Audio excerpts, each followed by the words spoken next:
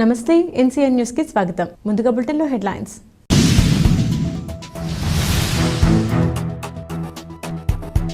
Wild life పై ఏర్పాటు చేసిన photo exhibition ను ప్రారంభించిన మంత్రి కందుల దుర్గేష్. ప్రకృతి సౌందర్యాన్ని ఆరాధించే అందరికీ వైల్డ్ లైఫ్ పై ఏర్పాటు చేసిన ఎగ్జిబిషన్ ఎంతో అనుభూతినిస్తుందని రాష్ట్ర పర్యాటక, సాంస్కృతిక మరియు సినిమాటోగ్రఫీ శాఖ మంత్రి కందుల దుర్గేష్ అన్నారు. ఆదివారం రాజమహేంద్రవరంలోని స్థానిక సిటీ గోదావరి బండ్ మల్లిగా సత్రం నందు గోదావరి వైల్డ్ లైఫ్ సొసైటీ ఆధ్వర్యంలో ఏర్పాటు చేసిన ఫోటో ఎగ్జిబిషన్ను మంత్రి కందుల దుర్గేష్ ప్రారంభించారు. ఈ సందర్భంగా మంత్రి కందుల దుర్గేష్ మాట్లాడుతూ, వైల్డ్ లైఫ్ పై ఏర్పాటు చేసిన ఛాయాచిత్ర ప్రదర్శనను ప్రారంభించడం నా ప్రత్యేకమైన అదృష్టంగా భావిస్తున్నానన్నారు. ప్రకృతి సౌందర్యాన్ని ఆరాధించే వారందరికీ ఈ వైల్డ్ లైఫ్ పై ఏర్పాటు చేసిన ఈ ఎగ్జిబిషన్ ఎంతో అనుభూతినిస్తుందన్నారు. అనంతరం ఈ ఫోటో ఎగ్జిబిషన్లో అసిస్టెంట్ స్టాటిస్టిక్స్ ఆఫీసర్ ద్రోణం రాజు భగవాన్ రాజు, డాక్టర్ రవీంద్ర కాపు neuro surgeon, Prasad public school యజమాని వజ్రాల Nagendra Prasad, software engineer Vamsikrishna, Santosh Kumar, FCI manager మూర్తి, ONGC retired engineer Narendra Chandradas వీరందరూ దేశ విదేశాల్లో తీసిన ఛాయాచిత్రాలను ఎగ్జిబిషన్లో ప్రదర్శించారు. ఈరోజు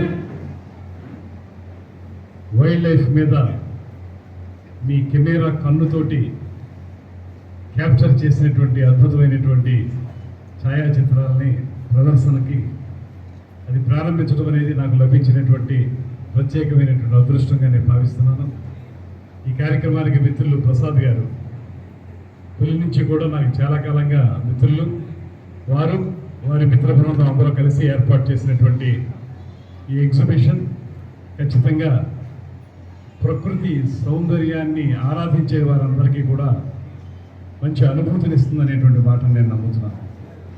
ముఖ్యంగా ఫోటోగ్రఫీ అంటేనే అది ఒక ప్రత్యేకతతో కూడినటువంటి కళ.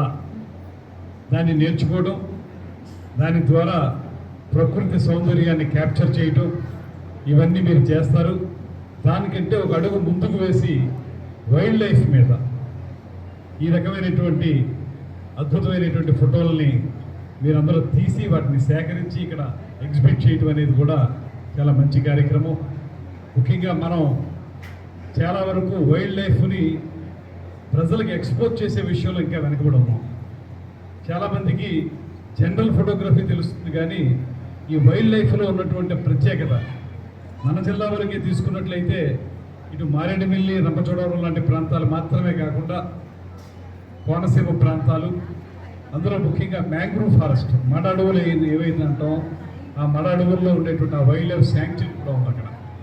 దాన్ని అటువంటి వాటిని ఎక్స్పోజ్ చేసే విషయంలో మనం ఇంకా శ్రద్ధ చూపించాల్సిన అవసరం ఉంది. ఇప్పుడు ఇందాక ఈ ఫోటో డాక్టర్ రవీంద్ర గారు ఒక అద్భుతమైనటువంటి ఫోటోగ్రాఫర్ డ్రోన్ కెమెరాతో తీసినటువంటి ఆ ఫోటోగ్రఫీని చూస్తే మనకి మన పరిసరాల్లో మనం ఉన్న చోట ఇంత అందమైనటువంటి ప్రకృతి ఉందా అనేటువంటి ఆలోచన మనకు కలుగుతూ ఉంది. మీరు వైల్డ్ లైఫ్ మీద తీసినటువంటి చిత్రాలు కానీ ఇవన్నీ టూరిజం పాయింట్ ఆఫ్ వ్యూలో కూడా మేము ఎంకరేజ్ చేయాల్సిన అవసరం ఉంది.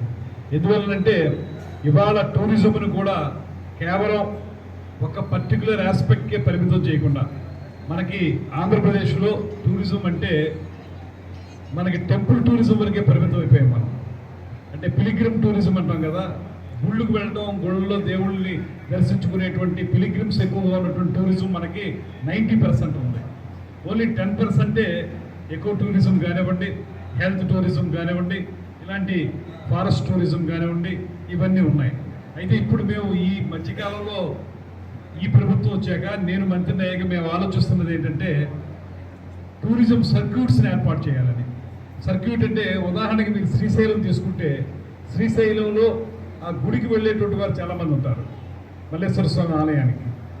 ఆ గుడి వరకు మాత్రమే పరిమితం కాకుండా పక్కనే ఉన్నటువంటి వాటర్ ఫాల్స్, ఆ పక్కనే ఉన్నటువంటి టైగర్ రిజర్వ్, మీరు ఏదైతే వైల్డ్ లైఫ్ అంటున్నారో ఆ టైగర్ శ్రీశైలం, అదే శ్రీశైలం డ్యామ్, అదే టైగర్ రిజర్వ్, ఇవన్నీ కలిపి ఒక సర్క్యూట్గా తయారు చేసి టూరిజం డెవలప్మెంట్ చేసామనుకోండి, అప్పుడు కేవలం టెంపుల్ టూరిజం మాత్రమే కాకుండా ఇతరత్ర టూరిజం కూడా డెవలప్ అయ్యే